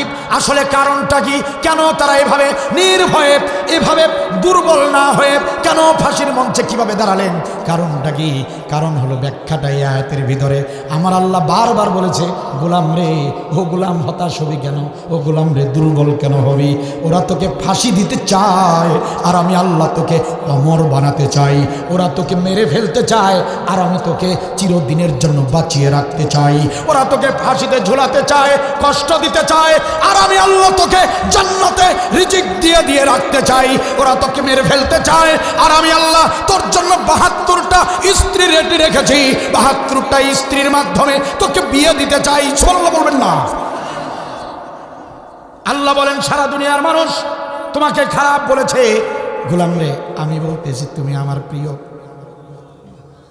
শুধু কি তাই নাকি? আল্লাহ রাব্বুল আলামিন বলেন গোলামেরা শোনো, আমার জিহাদের সৈনিকদেরকে যখন হত্যা করার ষড়যন্ত্র হয়, আমি আল্লাহ আরশে আজিমে বসে তামাশা দেখি না, আমি আরো অনেক কাজ করি। সুবহানাল্লাহ বলেন। কোরআনুল কারীমে বলেছেন, আল্লাহ রাব্বুল আলামিন বলেন তাতানাজ্জালু আলাইহিমুল মালাইকা, আমি ওই জিহাদের সৈনিকের কাছে ফেরেশতা পাঠাই। সুবহানাল্লাহ বলবেন না? কি পাঠান? কথা কার? আমি ফেরেশতা পাঠাই। ফেরেশতা ফেরেশতা গিয়ে কি বলবে? ফেরেশতা গিয়ে বলে, ও জিহাদের সৈনিক চিন্তা করো না, আল্লাহ তাখাফু ওয়ালা তাহজানু ওয়া আবশিরু বিল জান্নাহ। আল্লাহু আকবার। ফেরেশতা এসে বলে, এ আল্লাহর গোলাম ভয় পেও না, আল্লাহ আমাদেরকে পাঠিয়েছেন, তোমার কাছে পাঠিয়েছেন, ভয় পেও না, চিন্তা করো না, ফাঁসির মঞ্চকে ভয় করবা না আল্লাহর গোলাম, ভয়ের কোনো কারণ নাই। আল্লাহ রাব্বুল আলামিন আমাদেরকে পাঠিয়েছেন আবশিরু বিল জান্নাহ, জান্নাতের সুসংবাদ দিয়ে পাঠিয়েছেন। বিশ্বনবী সাল্লাল্লাহু আলাইহি ওয়াসাল্লাম বলেন, শুধু এটুকুই নয়, বরং ফেরেশতারা তাদের চোখের সামনে তাদের জান্নাতের অবস্থান দেখায়। চোখের সামনে মৃত্যুর সময় যখন জল্লাদ ফাঁসির দড়িটা গলায় পরিয়ে দেয়, যখন ওই বাতিল শক্তি, জালিম শক্তি বন্দুকের ওই রিভলভারের যখন সেই গুলি করার সেই গুলিটা যখন করে দেয়, ওই বন্দুকের বুলেট যখন বের হয়ে আসে, ঠিক এই সময় ফেরেশতারা ওই ব্যক্তির চোখের সামনে জান্নাতের ছবি তুলে ধরে, জান্নাতের লাইভ ছবি তুলে ধরে, জান্নাতের লাইভ ভিডিও তুলে ধরে, ডাক দিয়ে বলে, গোলাম রে এই দিকে তাকাও, এই দিকে তাকাও, এই সেই জান্নাত যে জান্নাতে তোমাকে রাখা হবে, এই সেই কক্ষ, এই সেই প্রাসাদ, সেই প্রাসাদের জান্নাতি হবে তুমি, এইখানে তোমার ব্যবস্থা করা হয়েছে, এইখানে তুমি থাকবা। তাকিয়ে দেখে সুন্দর প্রাসাদ, যে প্রাসাদটা কোনোদিন কোনো মানুষের চোখ দেখে নাই। সারা পৃথিবীর সমস্ত আলেমরাও যদি এসে যদি আপনাদেরকে জান্নাতের সৌন্দর্যের বর্ণনা দেয়, 100 ভাগের 1 ভাগ সৌন্দর্যের বর্ণনা তারা দিতে পারবে না, কারণ পৃথিবীর কোনো চোখ এত সুন্দর জিনিস দেখে নাই, দেখে তো নাই, কল্পনাও করার মতো ক্ষমতা নাই। এত সুন্দর জান্নাতটা জিহাদের সৈনিক যখন তাকে ফাঁসিতে ঝুলানো হচ্ছে, যখন তাকে গুলি করে মেরে ফেলা হচ্ছে, ঠিক সেই সময় জান্নাতের অবস্থান চোখের সামনে তুলে ধরা হয়। তখন আল্লাহর সৈনিক, ওই জিহাদের সৈনিক জান্নাতের দিকে তাকায়, জান্নাতের দিকে তাকিয়ে তার দুনিয়ার সব কিছু সে ভুলে যায়। জান্নাতের দরজায় দরজায় 72 জন সুন্দরী হুর নারীরা দাঁড়িয়ে দাঁড়িয়ে আছে আর ডেকে ডেকে বলছে, ও জিহাদের সৈনিক নিজামী, চিন্তা করো না রে, চিন্তা করো না, তোমার অপেক্ষায় আছি, চলে আসো। ডাক দিয়ে বলে জিহাদের সৈনিক আল্লামা সাঈদী, চিন্তা করো না রে, চিন্তা করো না, তোমার অপেক্ষায় দাঁড়িয়ে আছি, তোমার প্রাসাদের দরজায় দাঁড়িয়ে আছি। ও জিহাদের সৈনিক কামারুজ্জামান, চিন্তা করো না, রাজপ্রাসাদে আমরা তোমার স্ত্রীরা তোমার অপেক্ষায় দাঁড়িয়ে আছি। ও কামারুজ্জামান কাদের মোল্লা, চিন্তা করো না, মীর কাসেম আলী রে, চিন্তা করো না, চিন্তা করো না, হতাশ হও না, তাড়াতাড়ি চলে আসো, তাড়াতাড়ি চলে আসো, রাজপ্রাসাদের দরজায় আমরা তোমার জন্য অপেক্ষা করছি। এই দৃশ্য দেখতে দেখতে কখন যে ফাঁসি হয়ে যায়, কখন যে বুলেটটা ঢুকে এপিট ওপিট হয়ে যায়, এই শাহাদাতের নজরানা পেশকারী এই গোলামেরা বুঝতেই পারে না, জানতেই পারে না। এজন্য রসুল বলেছেন, শহীদি মৃত্যু যাদের হয়, মৃত্যু যন্ত্রণা হয় না, পিঁপড়া কাটলে বোঝা যায়, শহীদের মৃত্যুতে অতটুকু যন্ত্রণা বোঝা যায় না। পাগল হয়েছে? পাগল আপনি, আমি? উনারা পাগল না, উনারাই তো বুদ্ধিমান মোমেন, উনারাই সফল মোমেন। কিন্তু আমরা, আপনি, আমি, আমরা যারা জিহাদে শামিল হতে পারি নাই, পোড়া কপাল আমাদের। এখনো যারা জিহাদের পথে শামিল হন নাই, শামিল হয়ে যান, কপাল খুলে যাবে ইনশাআল্লাহ। জিহাদের আমল বড় রিস্কি আমল। যে কাজটা যত কঠিন ওই কাজের মজুরিও তত বেশি দিতে হয়। এটা তো বোঝেন, এটা তো বোঝেন। গোটা কোরআন জুড়ে রিস্কি আমল একটাই, জিহাদ। জীবন নাশের আশঙ্কা আছে জিহাদের আমল। এই জন্য আল্লাহ এটার গুরুত্ব, মর্যাদা, প্রতিদানও বাড়িয়ে দিয়েছেন। সুবহানাল্লাহ বলবেন না? এই আমল করলেই বিপদ আপদ, নির্যাতন। এই আমল করলেই ফাঁসিতে ঝুলতে হবে। এই আমল করলেই জেল খাটতে হবে। জেল খাটছেন আপনারা? খাটেন নাই? অনেকে খাটছেন না? ভাইজান খাটেন নাই? খাটছেন? জেল খাটার লোক আছে, আমিও কয়েকবার জেল খেটেছি, আলহামদুলিল্লাহ বলে। দিনের জন্য ইসলামের। আরে মিয়া, জেল তো অনেকেই খাটে না। বইয়ের যৌতুক মামলায় জেল খাটে না? কি খাটে না? মাদক দ্রব্য হাতে নাতে ধরা পড়ে জেল খাটে না? অন্যায়ভাবে দিনের কারণে, ইসলামের কারণে জেল খাটা, আর ওই নারী নির্যাতনের জেল খাটা, ধর্ষণের জেল খাটা, ওই জমি জমা নিয়ে জেল খাটা এক জিনিস। জেল তো অনেকেই খাটেন। দিনের জন্য, ইসলামের জন্য জেল খাটলে কি এমন সমস্যা? ছেড়ে দেন জীবনের মায়া। আল্লামা সাঈদী সাহেবের মতো লোক, যাদের পায়ের নখের মতো যোগ্যতা আমার নয়, তিনি যদি জিহাদের কারণে, দিন ইসলামের কারণে, ইসলামী আন্দোলনের কারণে জীবন বিলিয়ে দিতে পারেন, আমি সলিমুদ্দিন কলিমুদ্দিন আব্দুল বারী, আমার কি এমন ক্ষতি হবে? বরং আমি তো ধন্য সেই পথে যদি মারা যায়। ঠিক কিনা বলে? জীবনকে ভালোবাসবেন না, জীবন দেয়াকে ভালোবাসবেন। নবীর সাহাবীরা জীবন দেয়াকে পছন্দ করতেন। আমরা উল্টা করি, আমরা বলি জীবন বাঁচানো ফরজ। কে শিখাইছে এই হাদিস? আল্লাহর পথে জীবন দেয়া ফরজ, জীবন বাঁচানো ফরজ নয়। সমস্ত ভাইদেরকে ফাঁসিতে ঝুলানোর পর আমাদের একটা আকাঙ্ক্ষা ছিল যে একজন আছেন জেলের ভিতরে, তিনি আসবেন, তিনি তো বের হবেন ইনশাআল্লাহ।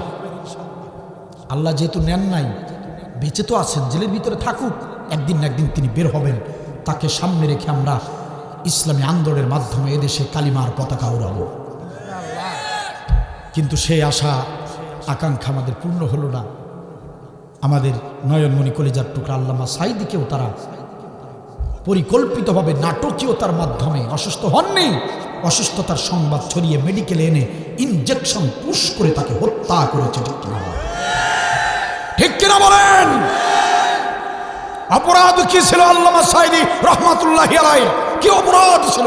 অপরাধ একটাই, তিনি দিন কায়েমের আন্দোলন করেছেন আর গোটা জিন্দেগি ভারতের বিরুদ্ধে কথা বলেছেন। এজন্য ভারত সরকারের নির্দেশে হাসিনা সরকার তাকে হত্যা করেছে।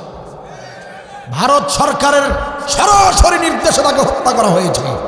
কারণ এই পৃথিবীর বুকে একজন ব্যক্তি ভারতের বিরুদ্ধে সবসময় স্পষ্ট বিরোধিতা করতেন, তিনি আল্লামা সাঈদী রহমাতুল্লাহি আলাইহি। এই জন্য ভারতের চূড়ান্ত দুশমন ছিল বাংলাদেশের আল্লামা সাঈদী। তারা হাসিনা সরকারের মাধ্যমে তারা তাদের শেষ কাজটাও সফলভাবে তারা ষড়যন্ত্রটা করেছিল। ঠিক কিনা বলেন? আজকের পীরগাছা উপজেলার কোরআনের এই মাহফিল থেকে আমরা তৌহিদি মুসলমানরা অন্তর্বর্তী সরকারকে জানাতে চাই, অন্তর্বর্তী সরকারের প্রধান ডক্টর মোহাম্মদ ইউনূস, আপনি স্পষ্ট ভাষায় শুনে রাখুন, আপনি কিন্তু বানের পানিতে ভেসে ভেসে ক্ষমতায় আসেন নাই। আপনি আমাদের ছাত্র ভাইদের রক্তের উপর দিয়ে, জীবনের উপর দিয়ে আপনাকে আমরা ক্ষমতায় বসিয়েছি। ঠিক কিনা বলেন? সুতরাং আপনি কোমরটা সোজা করে শক্তিশালী হয়ে দাঁড়ান, বাতিলের বিরুদ্ধে আপনি কার্যকরী পদক্ষেপ গ্রহণ করুন। আপনি যদি ইসলামের পক্ষে থাকেন, দেশের পক্ষে থাকেন, জনসাধারণের পক্ষে থাকেন, আমরা 18 কোটি মুসলমান আপনার সাথে থাকবো। ঠিক কিনা বলেন? আমরা ডক্টর ইউনূসকে বলতে চাই, এই দেশে আর কারো হত্যার বিচার হবে কি হবে না সেটা নিয়ে আমাদের তেমন মাথা ব্যথা নাই। কিন্তু তৌহিদি মুসলমানদের আমাদের একটাই প্রাণের দাবি, এই 92% মুসলমানের জমিনে আল্লামা সাঈদী হত্যার বিচার হতেই হবে। কথা বলেন ঠিক কিনা? আমরা বলতে চাই, অন্তর্বর্তী সরকারের প্রধান আপনি শুনুন, আল্লামা সাঈদী হত্যার সঙ্গে জড়িত ব্যারিস্টার সুমন ওই কুলাঙ্গার যেন জেল থেকে বের হতে না পারে, এ ব্যাপারে আপনাকে সজাগ থাকতে হবে। আমরা বলতে চাই, ডক্টর ইউনূস সাহেব শুনুন, আল্লামা সাঈদীকে যে ডাক্তারের তত্ত্বাবধানে রাখা হয়েছিল, ডাক্তার জামান ওই কুলাঙ্গার বাংলাদেশ ছেড়ে পালিয়ে হিন্দুস্তানে যেতে যেন না পারে, এ ব্যাপারে আপনাকে পদক্ষেপ নিতে হবে। কথা বলেন ঠিক কিনা? আল্লামা সাঈদী হত্যার সঙ্গে জড়িত আসামিরা যদি বাংলাদেশ ছেড়ে যদি পালিয়ে হিন্দুস্তানে যায়, আমরা তাহলে কিন্তু ঘরে বসে থাকবো না। আমরা তৌহিদি মুসলমানরা আমরা কৃষি ক্ষেত ছেড়ে দিয়ে রাজপথে যেতে বাধ্য হব। আল্লামা সাঈদী হত্যার বিচার যদি দ্রুত গতিতে না হয়, আমরা তৌহিদি মুসলমানেরা দোকানপাট ব্যবসা বাণিজ্য বন্ধ করে স্ত্রী সন্তান বাড়িঘর ছেড়ে দিয়ে রাজপথে যেতে বাধ্য হব। আমরা রাজপথে গিয়ে সারা বাংলার জমিনে দাও দাও করে আগুন জ্বালাবো। সেদিন আল্লামা সাঈদী হত্যার বিচার না হলে আমরা কেউ বাড়িতে ফিরবো না, আমরা কেউ বাড়িতে ফিরবো না। কারা কারা একমত? দুহাত তুলে আল্লাহকে দেখা।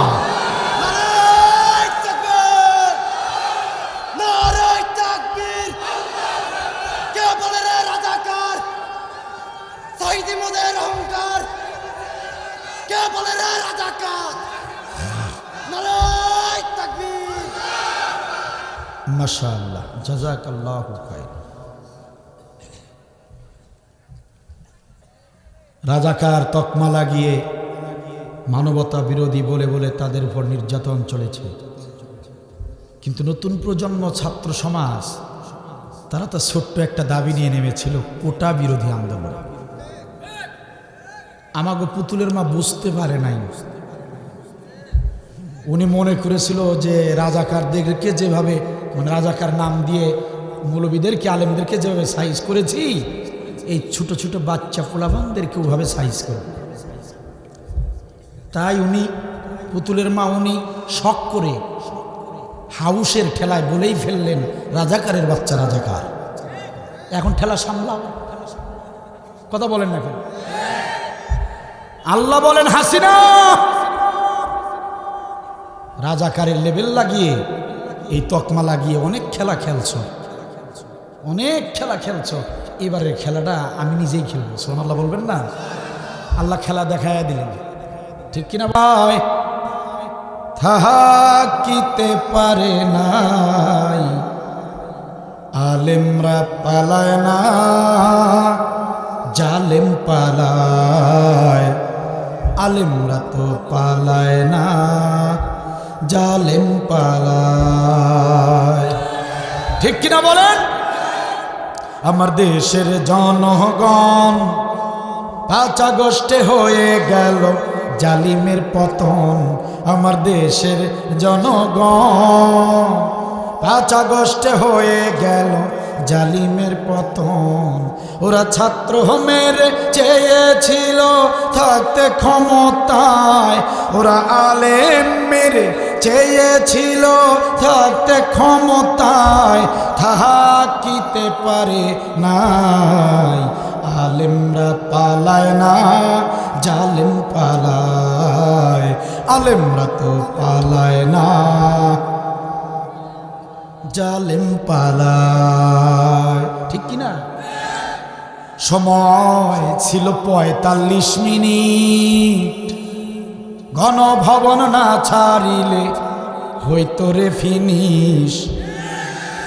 ঠিক কিনা? ঠিক কিনা? সময় মাত্র 45 মিনিট, গণভবন না ছাড়িলে হইতো রে ফিনিশ। ইঁদুরের গর্ত নাই, পালাবে কোথায়? সাইদি হুজুর বলছিলেন না? বলছিলেন না সময় আসবে এমন ইঁদুরের গর্ত খুঁজে পাবা না? বলছিলেন না? ইঁদুরের গর্ত নাই, পালাবে কোথায়? তাহি দিল্লি চইলা যায়। আলেমরা পালায় না, জালেম পালায়। আলেমরা তো পালায় না, একটা আলেম পালাইছে, পাকিস্তানি দালাল পাকিস্তানি রাজাকার যে বলছে একটা আলেম পাকিস্তানে পালাইয়া গেছে, তাই কথা কন না কেন? ওরা যে 16 বছর মাঠে ঘাটে বন্দরে চায়ের দোকানে পাকিস্তানি দালাল পাকিস্তানি রাজাকার যে বললো, এখন আপনারা সেই কথা কন না কেন?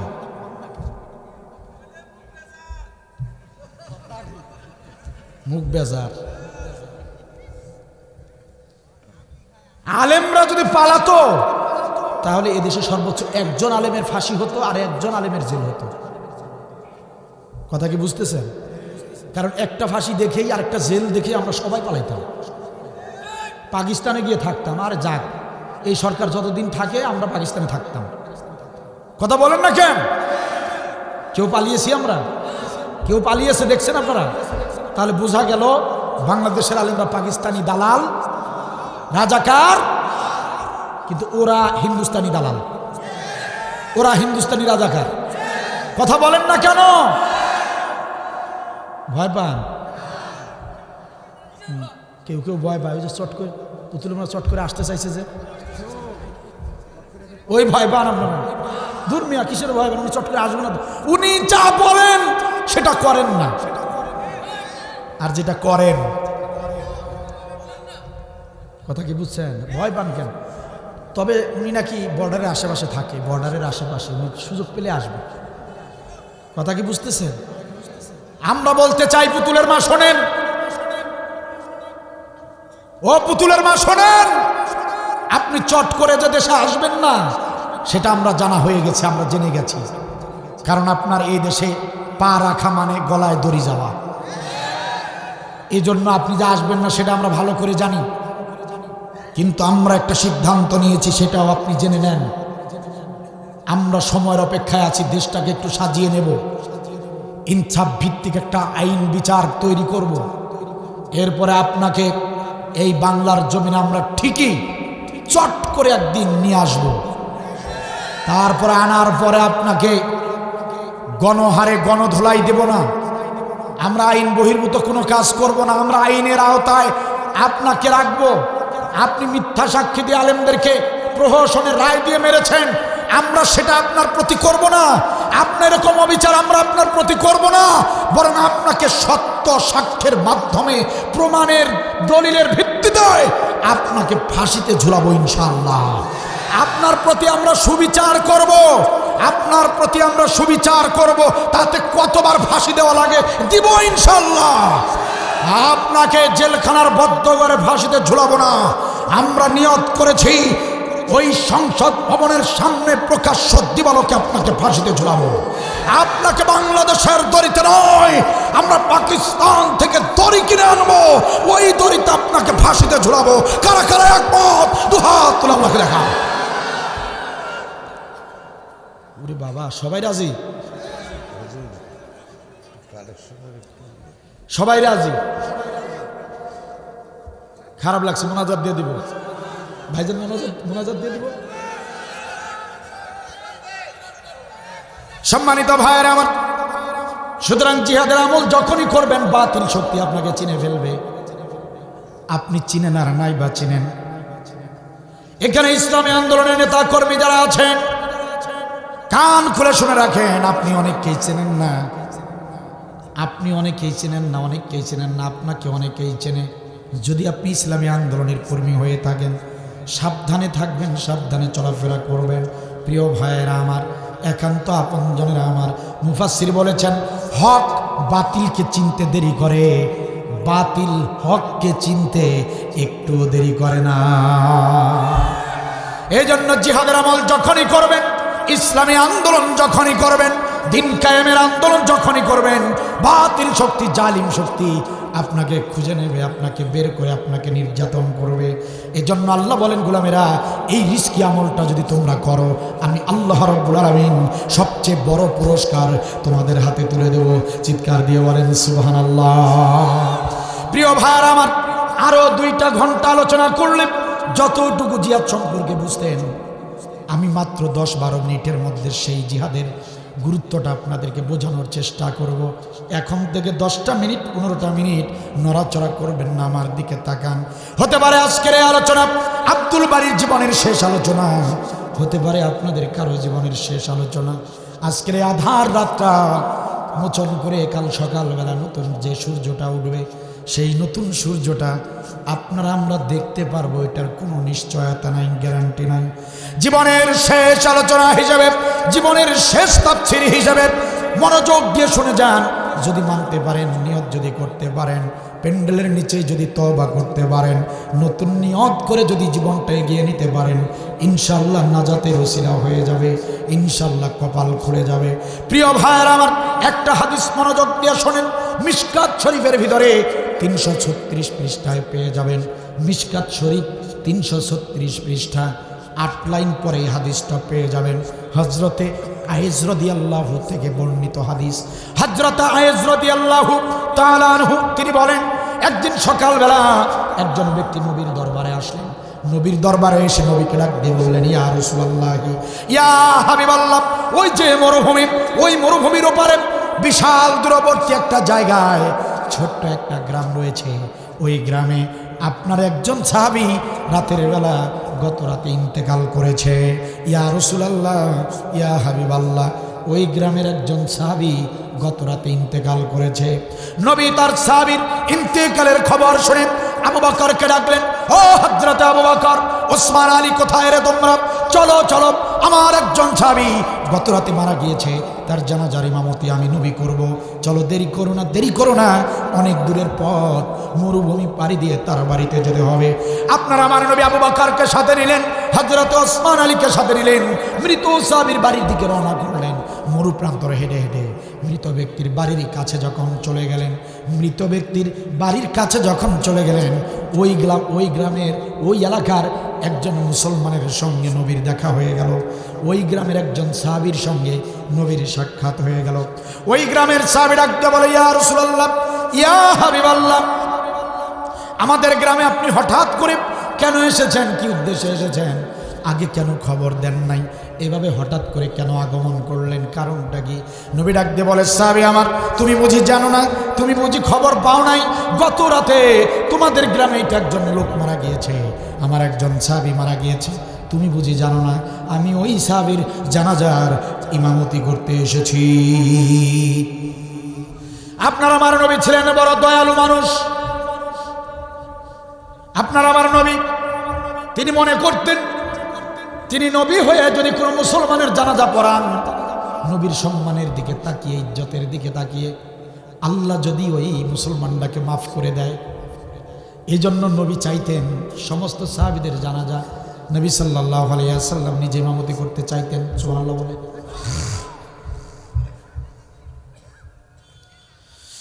রাসূলুল্লাহ সাল্লাল্লাহু আলাইহি ওয়াসাল্লাম বললেন, সাহাবীরা, আমি তো তোমাদের এই গ্রামের এই সাহাবীর, মৃত সাহাবীর জানাজার ইমামতি করতে এসেছি। সাহাবী বললেন, ইয়া রাসূলুল্লাহ, ইয়া হাবিবাল্লাহ, আপনি না জেনে এসেছেন। হ্যাঁ, আমাদের গ্রামে একজন সাহাবী আপনার মারা গিয়েছে। আমার বাড়ি আর তার বাড়ি একদম পাশাপাশি, আমার বাড়ির সাথে তার বাড়ি। গত রাতে আপনার সেই সাহাবী মারা গিয়েছে, এই সংবাদ ঠিক, কিন্তু আপনি এসেছেন না জেনে এসেছেন। তার জানাজা নামাজ আপনাকে পড়ানো উচিত হবে না। আপনি যার জানাজার ইমামতি করতে এসেছেন, ওই ব্যক্তি শুধু ইসলাম গ্রহণ করেছিল, আপনার হাতে হাত রেখে কালেমা পড়েছিল, কিন্তু জীবনে কোনো নেক আমল করে নাই, জীবনে নামাজ পড়ে নাই, জীবনে রোজা করে নাই, হজ যাকাত দূরের কথা, প্রতিবেশীর সহযোগিতা করে নাই, দান সদকা করে নাই, মসজিদ মাদ্রাসা থেকে শুরু করে এমন কোনো আমল নাই যে সে যেটা করেছে, কোনো আমলই সে করে নাই, আমলে চলে তার আমল নামার ভিতরে নাই। ইয়া রাসূলুল্লাহ, যে ব্যক্তি ঈমান আনলো অথচ আমলে ছলে করলো না, যে ব্যক্তি ঈমান এনেছে কিন্তু আমলে ছলে করলো না, যে ব্যক্তি নেক আমল করলো না, আপনার কাছে ইসলাম যতটুকু বুঝেছি, ঈমান আনার পর যদি আমল না করে ওই ব্যক্তি তো জাহান্নামে যাবে।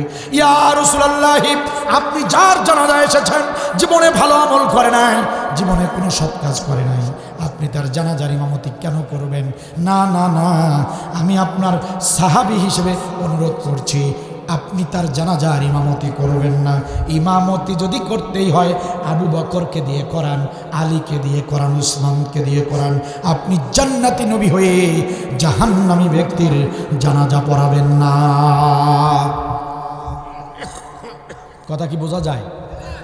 তো কোন দিক তাকান? প্রিয় ভাইয়ের আমার, নবী সাল্লাল্লাহু আলাইহি সাল্লাম বললেন, সাহাবীরা অন্তত চলো তার বাড়ির ভিতরে যাই। আমার সাহাবীর লাশটা আগে দেখি, চলো যাই। ভিতরে গেলেন। অল্প কিছু সময়ের ভিতরে নবী দেখতে পেলেন বাড়ি ভর্তি লোক, অনেক সাহাবী এসে পড়েছে, মুসলমানরা এসেছে জানাজা নামাজ পড়বার জন্য। নবী দেখতে পেলেন ওই এলাকার অনেক মুসলমানরা জড়ো হয়েছে। নবী সাল্লাল্লাহু আলাইহি ওয়াসাল্লাম দেখলেন ওই গ্রামের সাহাবীরা সবাই জমা হয়ে গিয়েছে। নবী বললেন, ও আমার সাহাবীরা, আমার কিছু কথা শোনো, আমি তোমাদেরকে কিছু গুরুত্বপূর্ণ কথা বলতে চাই, মনোযোগ দিয়ে শোনো। সাহাবীরা বললেন, ইয়া রাসূলুল্লাহ, বলেন কি বলতে চান?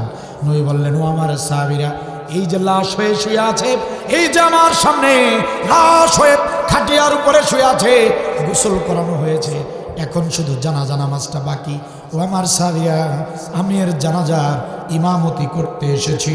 ও আমার সাহাবীরা, দুঃখজনক বিষয় হলো আমি এর জানাজা পড়াতে এসেই কয়েকজনের কাছে শুনতে পেলাম এই সাহাবী নাকি জীবনে ভালো কোনো কাজ করে নাই, এই সাহাবী নাকি ভালো কোনো আমল করে নাই। সবাই বলেছে সাহাবী নাকি জাহান্নামে যাবে, সাহাবী নাকি জাহান্নামে যাবে। এ কথা শুনে আমি নবী বড় কষ্ট পেয়েছি, বড় মর্মাহত হয়েছি। ও সাহাবীরা আমার, তোমাদের ভিতরে এমন একজন সাহাবী আছো নাকি, এমন একজন ব্যক্তি এখানে উপস্থিত আছো নাকি, আমার এই মৃত সাহাবী জীবদ্দশায় একটা ভালো কাজ করেছে, একটা ভালো আমল করেছে, এমন সাক্ষী দিতে পারবা এমন কোনো ব্যক্তি এখানে আছো নাকি? একটা ভালো কাজের সাক্ষী দাও, একটা ভালো কাজের সাক্ষী। কে আছো? আমার এই সাহাবীর একটা ভালো কাজের সাক্ষী দাও। সমস্ত সাহাবীরা নিস্তব্ধ হয়ে গিয়েছে, নীরব হয়ে গিয়েছে, কারো মুখে কোনো জবাব নাই। পিছনের কাতার থেকে একজন সাহাবী হাত তুললেন, ইয়া রাসূলুল্লাহ, ইয়া হাবিবাল্লাহ, ওই যে লাশ হয়ে শুয়ে আছে আপনার মৃত সাহাবী, তার জীবদ্দশায় একটা ভালো আমল করেছে, আমি সেটা নিজ চোখে দেখেছি। নবী বললেন, সাহাবীরা দেরি করো না, দেরি করো না, দেরি করো না, বলো বলো সাহাবীরে, বলো কি এমন আমল তুমি দেখেছো? সাহাবী বললেন, ইয়া রাসূলুল্লাহ, ঘটনাটা শোনেন। অল্প কিছুদিন আগের ঘটনা। আপনার নির্দেশে আমরা মুজাহিদ বাহিনী কাফেরদের বিরুদ্ধে যুদ্ধ করলাম, আপনার নির্দেশে আমরা মুজাহিদরা জিহাদের ময়দানে গেলাম, কাফেরদের বিরুদ্ধে লড়াই করলাম, কাফেরদেরকে কতল করে করে জাহান্নামে পাঠিয়ে দিয়ে কালেমার পতাকা উড্ডীন করে বিজয় অর্জন করে আমরা বাড়ির দিকে ফিরতেছিলাম। বাড়ির দিকে ফিরতে ফিরতে প্রতিমধ্যে রাত হয়ে গেল, অন্ধকার ঘনিয়ে আসলো। রাত হয়ে যাবার কারণে আমরা যাত্রা বিরতি করলাম। পাশে একটা মরুভূমির একটা জায়গা নির্ধারণ করলাম, সেখানে তাঁবু স্থাপন করলাম। আমরা সিদ্ধান্ত নিলাম সকাল হবে যখন আবার বাড়ির দিকে যাত্রা করব, তখন রাতের বেলা যদি রাস্তায় থাকি, রাতের বেলায় যদি রাস্তা পার হতে থাকি, রাস্তায় যদি চলতেই থাকি, কাফের বেঈমানরা আমাদের উপরে অতর্কিত হামলা চালাতে পারে। ইসলামী আন্দোলনের নেতা কর্মী যারা আছেন, পীরগাছা উপজেলার প্রিয় ভাইয়েরা আমার, এই হাদিসটা খুব মনোযোগ দিয়ে শুনে রাখবেন, মনে রাখবেন, স্মরণে রাখবেন। নবী সাল্লাল্লাহু আলাইহি ওয়াসাল্লাম প্রত্যেক মুজাহিদ বাহিনীকে জিহাদের ময়দানে পাঠানোর আগে এই হাদিসটা স্মরণ করিয়ে দিতেন। নবী বলতেন, সাহাবীরা খবরদার, যুদ্ধের ময়দানে যেতে আসতে, সংগঠনের কাজে যেতে আসতে কখনোই রাত্রিবেলা রাস্তায় থাকতে পারবা না। যদি রাত হয়ে যায় তাঁবু স্থাপন করে থাকবা, কারণ তোমরা চিনো না, কাফেররা তোমাদেরকে ঠিকই চেনে। কাফেররা রাতের গভীরে অন্ধকারে রাস্তার উপরে অতর্কিত হামলা চালাতে পারে। এজন্য প্রত্যেক বাহিনী জিহাদের ময়দানে যেতে আর ফিরতে রাতের বেলা রাস্তা থাকতেন না, যাত্রা বিরতি করতেন। নবীর এটা সুন্নাহ। অনেক ভাইরা আছেন দাওয়াতি কাজ করেন, সাংগঠনিক দায়িত্ব পালন করেন, চেষ্টা করবেন দিনের কাজ দিনে করে ফিরবেন, রাতের বেলা কাজ করার চেষ্টা করবেন না। আর যদি কখনো কোনো দিনে হোক রাতে হোক যে কাজে যান না কেন সফর সঙ্গী রাখবেন, রাতের বেলা সফর না করাই উত্তম। আমার এই বাংলাদেশে ইসলামী আন্দোলনের অনেক নেতাকর্মীকে রাতের বেলা রাস্তায় হত্যা করা হয়েছে, যেগুলোকে আমরা হত্যা মনে করি নাই। অসংখ্য ভাইদেরকে ট্রাক চাপা দিয়ে হত্যা করা হয়েছে, অসংখ্য ভাইদেরকে সড়ক দুর্ঘটনার নামে হত্যা করা হয়েছে। আসলে ওগুলো সড়ক দুর্ঘটনা নয়, কাফের বেঈমানরা তাদেরকে এভাবেই সড়ক দুর্ঘটনার নামে হত্যা করেছে। এজন্য রাতের বেলা রাস্তা পরিহার করুন। সাহাবী বলেন, ইয়া রাসূলুল্লাহ, আমরা সিদ্ধান্ত নিলাম ফজরের ওয়াক্ত হবে যখন আমরা আবার বাড়ির দিকে রওনা করব, তখন মরুভূমিতে তাঁবু স্থাপন করলাম। আমরা হত মানুষ, কাফেরদের সঙ্গে যুদ্ধ করে এসেছি, আমাদের কারো হাত কাটা, কারো পা কাটা, কারো মাথা কাটা। আমরা হত মানুষ, যুদ্ধের ময়দান থেকে এসেছি, আমরা কেউই সুস্থ নই। আমরা তাঁবু স্থাপন করে লাইন ধরে সবাই শুয়ে পড়লাম। রাত গভীর হতে চলল, আমাদের চোখে ঘুম চলে আসলো। ঘুম ঘুম ভাব যখন হয়েছে, এমন মুহূর্তে শুনতে পেলাম পাহাড়ি হিংস্র প্রাণীরা গর্জন দিচ্ছে। হিংস্র প্রাণীদের গর্জন শুনে আমরা জেগে উঠলাম, চমকে উঠলাম, ভীত সন্ত্রস্ত হয়ে গেলাম, সবাই দাঁড়িয়ে গেলাম। মুজাহিদরা বড় ভয় পেয়ে গেলাম। পাশেই কোনো জঙ্গল আছে অথবা কোনো পাহাড় আছে, আর সেখানে বড় বড় হিংস্র প্রাণী আছে। ওই হিংস্র প্রাণীরা আমাদের শরীরের গন্ধ শুকে শুকে যদি তাঁবুর ভিতরে ঢুকে যায়, তাঁবুর ভিতরে ঢুকে আমাদেরকে ধরে যদি ছিঁড়ে খায়, বাঁচার তো কোনো উপায় থাকবে না। ইয়া রাসূলুল্লাহ, বড় বেকায়দায় পড়ে গেলাম, বড় কঠিন অবস্থায় পড়ে গেলাম। যদি এই তাঁবুর নিচে আমরা থাকি, আমাদেরকে প্রাণীরা খেয়ে ফেলবে, হিংস্র প্রাণীরা আমাদেরকে মেরে ফেলবে। কি করব, কোনো উপায় খুঁজে পাচ্ছি না। কোনো উপায় না পেয়ে আমরা মুজাহিদরা আল্লাহর শাহী দরবারে মুনাজাত শুরু করে দিলাম। রব্বুল আলামিন, ইয়া রব্বুল আলামিন, আমরা তোমার বিশ্ব নবীর মুজাহিদ সাহাবী কাফেরদের সঙ্গে যুদ্ধ করে ফিরেছি। রব্বুল আলামিন, আয় আল্লাহ তাআলা, তাঁবু স্থাপন করেছি, বুঝতে পারি নাই পাশে যে জঙ্গল, রাত হয়ে যাবার কারণে বুঝতে পারি নাই পাশেই পাহাড় আছে, হিংস্র প্রাণীরা গর্জন দিচ্ছে। রব্বুল আলামিন, যদি আমরা ঘুমিয়ে যাই আমাদেরকে তো হিংস্র প্রাণীরা খেয়ে ফেলবে। রব্বুল আলামিন, মেহেরবানি করে আমাদের জন্য একজন সাহায্যকারী পাঠিয়ে দিন। ইয়া রাসূলুল্লাহ, আমরা আল্লাহর কাছে দোয়া করলাম, সাহায্য চাইলাম, আল্লাহ একজন সাহায্যকারী পাঠাও। দোয়া করতে দেরি হয়েছে, দোয়া কবুল করতে আল্লাহ দেরি করেন নাই। সুবহানাল্লাহ বলেন। আমরা দোয়া মুনাজাত শেষ করে তাকিয়ে দেখলাম আমাদের তাঁবুর ভিতরে একজন যুবক প্রবেশ করেছে। সুবহানাল্লাহ বলেন। একজন অজানা যুবক আমাদের কাছে এসে ডাকতে বলে, কে তোমরা, তোমাদের পরিচয় কি? আমার বাড়ির সামনে মরুভূমিতে তাঁবু স্থাপন করেছ, কার অনুমতি নিয়ে তাঁবু স্থাপন করেছ? বলো তোমাদের পরিচয় কি? আমরা মুজাহিদরা বললাম, ও যুবক, আমাদের তেমন কোনো বড় পরিচয় নাই, আমাদের পরিচয় হলো বিশ্ব নবীর মুজাহিদ সাহাবী, জিহাদের ময়দান থেকে জিহাদ করে বিজয় অর্জন করে বাড়ির দিকে ফিরতেছি। ইয়া রাসূলুল্লাহ, এই কথা যখন আমরা বললাম, ওই যুবক মুস্কি হাসি দিয়া আমাদেরকে বলল, বিশ্বনবীর মুজাহিদ সাহাবীরা, চিন্তা করো না, ভয় পেও না, তোমরা যে নবীর হাতে হাত রেখে কালেমা পড়ে মুসলিম হয়েছ, আমিও সেই নবীর হাতে হাত রেখে কালেমা পড়ে ইসলাম গ্রহণ করেছি। তোমরা যে নবীর সাহাবী, আমিও সেই নবীর সাহাবী। সুবহানাল্লাহ বলবেন না? ও মুজাহিদের সাহাবীরা, আমি বড় গুনাহগার এক গোলাম, জীবনে ভালো কোনো আমল করি নাই, নবীর দরবারে ঘন ঘন যাতায়াত করতে পারি নাই, অনেক দূরে বাড়ি হবার কারণে নবীর দরবারে তেমন যেতে পারি নাই, জীবনে ভালো কোনো আমল করি নাই, কিন্তু আজকে একটা সুযোগ পেয়েছি, এই সুযোগটা আমি হাতছাড়া করব না, এই সুযোগটা আমি হাতছাড়া করব না। জীবনে ভালো কোনো আমল করতে পারি নাই, আজকে আমি সেই আমলটা করব। ও মুজাহিদ সাহাবীরা, আমি এতটুকু ভালো করে জানি, আসমানের নিচে আর জমিনের উপরে আল্লাহ রাব্বুল আলামিনের কাছে মুজাহিদ গোলামদের সম্মান মর্যাদা সবচেয়ে বেশি। তোমরা হলে সেই মুজাহিদ, তোমরা হলে মুজাহিদ।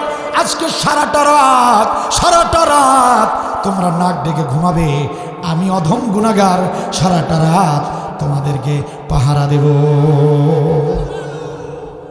ইয়া রাসূলুল্লাহ, ওই যুবক আমাদেরকে জোর করে শোয়া দিলেন। আমরা শুয়ে পড়লাম। ওই যুবক হাতে একটা লাঠি নিয়ে তাঁবুর চারপাশে ঘুরতে লাগলো আর পাহারা দিতে লাগলো। আমরা শুয়ে পড়েছি। শুনতে পেলাম ওই যুবক শুধু পাহারাই দিচ্ছে না, বক্তব্যও দিচ্ছে। সুবহানাল্লাহ বলে। হিংস্র প্রাণীদেরকে লক্ষ্য করে বক্তব্য দিচ্ছে। ও হিংস্র প্রাণীরা, জঙ্গলের হিংস্র প্রাণীরা, গর্জন দিবি না, গর্জন দিবি না। তোরা তো জানিস না কারা এসেছে আমাদের গ্রামে, তোরা তো চিনিস না কারা এসে আশ্রয় নিয়েছে আমাদের মরুভূমিতে। জঙ্গলের হিংস্র প্রাণীরা যারা আমাদের গ্রামে আশ্রয় নিয়েছে, এরা সাধারণ কোনো মুসলমান নয়, এরা বিশ্বনবীর মুজাহিদ সাহাবী। ও পাহাড়ের হিংস্র প্রাণীরা, শোনে রাখ, আসমানের নিচে আর জমিনের উপরে এদের মর্যাদার সম্মান আল্লাহর কাছে সবচেয়ে বেশি। সুতরাং গর্জন দিবি না। তোরা গর্জন দিলে মুজাহিদরা ঘুমাতে পারবে না। গর্জন দিবি না রে, গর্জন দিবি না। যদি খুব বেশি খিদে লেগে যায় তবে চলে আয়, আমার গোশত মাংস খেয়ে যা, কিন্তু খবরদার, খবরদার মুজাহিদ সাহাবীদের ঘুমের ভিতরে বিরক্ত করবি না। ইয়া রাসূলুল্লাহ, ইয়া হাবিবাল্লাহ, যুবকের এই কারবার দেখে আমরা অবাক হয়ে গেলাম। রাত গভীর হয়ে গেল, আমরা ঘুমিয়ে পড়েছি, কিছুই আর বুঝতে পারি নাই। ফজরের ওয়াক্তে জাগ্রত হলাম, বের হয়ে দেখলাম তখনও সেই যুবক হাতের লাঠিটা নিয়ে চারদিকে ঘুরতেছে আর পাহারা দিচ্ছে। সুবহানাল্লাহ বলে। ইয়া রাসূলুল্লাহ, ইয়া হাবিবাল্লাহ, মুজাহিদদেরকে একটা রাত জানবাজি রেখে পাহারা দিয়েছেন যিনি, দিন কায়েমের সৈনিকদেরকে একটা রাত নিরাপত্তা দিয়েছেন যিনি, সাহায্য করেছেন যিনি, আর কেউ নয়, ওই যে আপনার সামনে লাশ হয়ে খাটিয়ার উপরে শুয়ে আছেন তিনি। নবী বললেন, সাহাবীরা দেরি করো না, কাতারবদ্ধ হও, চেপে চেপে দাঁড়াও, আমি বিশ্ব নবী এই সাহাবীর জানাজার ইমামতি করব। আল্লাহু আকবার। আপনার আমার জান্নাতি নবী ওই সাহাবীর জানাজার ইমামতি করলেন। যে সাহাবীর কোনো আমলই নাই তার জানাজার ইমামতি করলেন। ইমামতি শুধু করলেন না, আমার দিকে তাকান, ইমামতি করার পর লাশের খাটিয়া, সাহাবীর লাশের খাটিয়া নবী নিজ কাঁধে বহন করে কবর পর্যন্ত নিয়ে গেলেন। কি খুশনসিব সেই সাহাবী, কি খুশনসিব। ও পীরগাছা উপজেলার মুসলমানেরা, ভালো করে শুনে যান, জিহাদের আমলটা আল্লাহর কাছে কত দামি আমল। একটা আমল শুধু করেছে, জিহাদের আমল। প্রিয় ভাইয়েরা আমার, নবী তার লাশের খাটিয়া শুধু কবরের কাছেই নিয়ে গেলেন না, নিজে নবী সাল্লাল্লাহু আলাইহি ওয়াসাল্লাম নিজে কবরে নামলেন, নেমে যত্ন করে আদর করে লাশটা নবী নিজ হাতে কবরে শোয়া দিলেন। শুধু কি তাই নাকি প্রিয় ভাইয়েরা আমার, আপনারা অবাক হয়ে যাবেন, নবী সাল্লাল্লাহু আলাইহি ওয়াসাল্লাম এত আদর করে তাকে কবরে নামালেন। নামানোর পর কাফনের কাপড় মুখ থেকে সরালেন, কাফনের কাপড় মৃত সাহাবীর মুখ থেকে সরিয়ে জান্নাতি নবী আমার জান্নাতি ঠোঁট দিয়া মৃত সাহাবীর কপালে চুমা দিয়া দিলে। শুধু কি তাই নাকি প্রিয় ভাইয়েরা আমার, জীবনে ভালো আমল নাই, একটা রাত দিন কায়েমের সৈনিকদেরকে একটা রাত শুধু পাহারা দিয়েছে। নবী কবরের কাজটা শেষ করলেন, সমস্ত সাহাবীরা সাথে বালিয়ার পাথরগুলো দিয়া কবরের কাজ যখন কমপ্লিট হয়ে গেল, কবরটা যখন ক্লিয়ার হয়ে গেল, কবরটা যখন সম্পাদন হয়ে গেল, নবী তার ডান হাত কবরের মাঝখানে রাখলেন, নবী তার ডান হাত কবরের মাঝখানে রাখলেন। এইভাবে আমার দিকে তাকান, নবী তার জান্নাতি ডান হাত কবরটার মাঝখানে রাখলেন। সমস্ত সাহাবীরা লাইন ধরে দাঁড়িয়ে, সমস্ত সাহাবীদের সামনে নতুন কবরের মাঝখানে নবী এভাবে ডান হাত রাখলেন। চাপার জোরের বক্তব্য দিতে আসি নাই, মিশকাত শরীফ খুলে দেখবেন 336 পৃষ্ঠা হাদিসটা পেয়ে যাবেন, সহিহ হাদিস, খুব সুন্দর হাদিস, মনোযোগ দিয়ে পড়ে দেখবেন। নবী ডান হাত কবরের মাঝখানে রাখলেন, রেখে বললেন, ইন্না সাহাবাকা ইয়াজুন্নুনা আন্নাকা মিন আহলিন নার ওয়া আনা আশহাদু আন্নাকা মিন আহলিল জান্নাহ। নবী বললেন, ও কবরবাসী সাহাবী আমার, ও কবরবাসী সাহাবী রে, ও কবরবাসী সাহাবী, তোমার বন্ধুরা বলেছে তুমি জাহান্নামী, তোমার প্রতিবেশীরা বলেছে তুমি জাহান্নামী। ওয়া আনা আশহাদু আন্নাকা মিন আহলিল জান্নাহ, আর আমি বিশ্ব নবী সাক্ষী দিলাম রে সাহাবী, তুমি বিনা হিসাবে জান্নাতি। নামাজ, রোজা, হজ, যাকাত, দান, সাদাকা, প্রত্যেকটা আমলই গুরুত্বপূর্ণ, সব আমলই করতে হবে। সেই সঙ্গে যে আমলটার এত বেশি গুরুত্ব, যে আমলটা করার কারণে সাহাবীর সারা জীবনের গুনাহ মাফ হয়ে গেল, যে আমলটা করার কারণে আল্লাহ এত খুশি হলেন, এক রাতের একটা আমল, দিন কায়েমের আমলে আল্লাহ এত খুশি হয়ে গেলেন, সাহাবীর জান্নাতের সুসংবাদ পর্যন্ত দিয়ে গেলেন। প্রিয় মুসলমানেরা, প্রশ্ন করতে চাই, পীরগাছা উপজেলার মুসলমানেরা প্রশ্ন করতে চাই, এই বাংলার জমিনে দিন কায়েমের লক্ষ্যে যদি তেমন একটা সুযোগ আমরা পেয়ে যাই, জিহাদের ময়দানে যাবার যদি সুযোগ এসে যায়, যদি ডাক এসে যায়, যদি সব কিছু ছাড়তে হয়, যদি জীবনের সমস্ত কিছু ত্যাগ করতে হয়, যদি তাজা শরীরের তাজা রক্ত ঢেলে দিতে হয়, যদি জীবন দিতে হয়, তাহলে জিহাদের ময়দানে কারা কারা যেতে রাজি আছেন? দুহাত তুলে আল্লাহকে দেখা। মাশাআল্লাহ, মাশাআল্লাহ, জাযাকাল্লাহু খায়র। আল্লাহ তাআলা আমাকে সহ আমাদের সবাইকে দিনের জন্য, ইসলামের জন্য কবুল করুন, বলেন আমিন। আমৃত্যু জিহাদের পথে আমাদেরকে কবুল করুন, আমিন। কেউ উঠবেন না, মুনাজাত হবে, সংক্ষিপ্ত মুনাজাত হবে, একটা